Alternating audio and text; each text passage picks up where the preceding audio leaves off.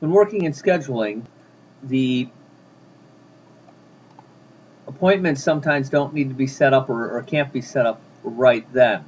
So what you can set up is you can set up an unscheduled appointment, and we've talked about this a bit before, but we go into the appointments and maybe you're talking to the customer and saying, yeah, you know what, can you come out sometime in a couple of weeks and do such and such. So we create a such and such appointment, and we're going to try and put it out for, all right, sometime next week or so, and maybe it's because we're ordering a part or some other reason that we define all these messages for, or it just needed to reschedule. I can type in other notes here that I might want for internal use. I go ahead and close this. This appointment has not been scheduled. What we will see, though, is that an activity has been set up for such and such. So this tracks the activities of things that have happened. So it keeps a log basically in one place of a lot of the different activities that go on.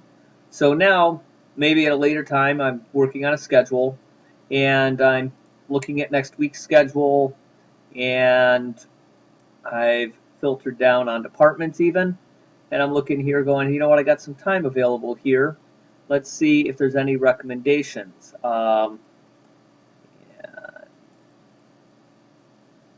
Here we go. These are a couple of appointments that are set that are 50 miles away from there.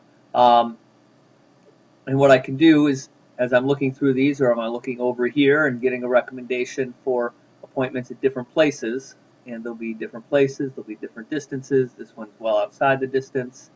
But as we choose them, we pick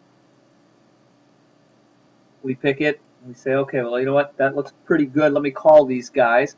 So I open this up, I hit more, and I'm going to have all the contact information. I can email them, I can call them, I got all the information, I got all their past history right here. So when I call and talk to them, I can say, you know, is this date good for you? How does it look?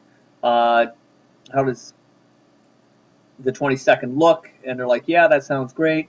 So you're going to schedule for 22nd. And now I set this for a specific time and it filled that in automatically based upon the time I'd been selecting from right here. And it's moved it from the approximate date over to a specific date. I then close this. And now refresh, and there it is on my calendar and everyone else's calendar. When I come in here, if I go look at this customer, whether I go look at them from over there or just click the More button right here, I should see an activity reflecting that we just scheduled an appointment for them right now.